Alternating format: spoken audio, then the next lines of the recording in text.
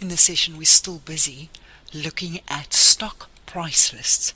Now, we've already amended a price list. What I'm going to do now is I'm going to show you how to add and use the price list with all the various options. So what I'm going to do is I'm going to select a price list, and then I've got a filter here that I've created already. In other words, now I can only see this specific type of product. In my case, it would be my golf t-shirts. So I will give this data that I will select, or the data that I will select, discount on my golf t-shirts. Now, first of all, you have to click on Enable Editing. That will give you access to make changes here. So first of all, you can choose between a custom price. That will mean that you will type in two prices yourself. If I say custom price, you'll see here my selling price at the moment is R100. I can now enter a price or specify a discount. Then I specify the expiry date. So I will say this will expire on the 31st of December.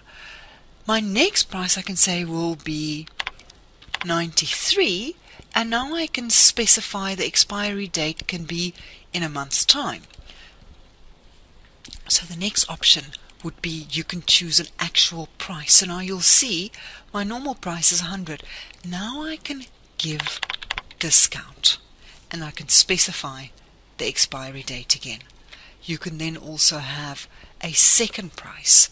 So you will now be able to individually specify these different prices. There I can say, well, we'll give 1% discount, and you specify your expiry date. So you will now move down your list. Every time you have specified a price, it would say that this specific item is active. Always make sure that you enter through to the next line. Now I can say apply to. It says here you're about to apply the current price list to a number of customers. Are you sure? I'm going to say yes. I type in my little code and I click on OK, and I can now filter and type in my price list, or I can select a person. There's no filter. Are you sure? I'm going to say yes. It now specified that it's going to connect this price list to all my customers. I'm going to say no, and I will then go back and use a filter. I'm going to say show me all my accounts that starts with, remember it's case sensitive, TBS, and I say apply. Now if I say accept, it says it's now applied this price list to these selected accounts. If I close my price list and I now take you to debtors maintenance and one of these customers, you will see that the own price list is there, and you've got your option. Okay, you can make the selection if you want as well, but the own price list will automatically have been specified when you do it under price list. So I can now actually go to another debtor and I can change it.